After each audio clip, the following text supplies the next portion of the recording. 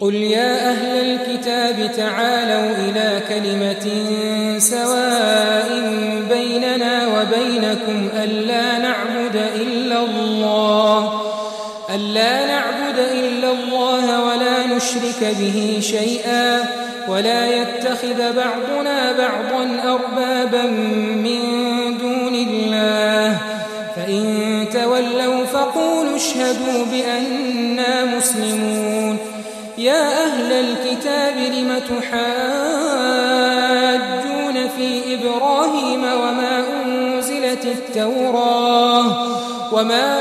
أنزلت التوراة والإنجيل إلا من بعده أفلا تعقلون ها أنتم هؤلاء حاججتم فيما لكم به علم فلم تحاجون فيما ليس لكم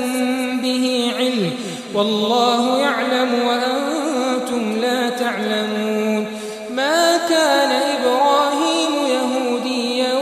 ولا نصرانيا ولكن كان حنيفا مسلما وما كان من المشركين إن أولى الناس بإبراهيم للذين اتبعوه وهذا النبي والذين آمنوا والله ولي المؤمنين ودت طائفة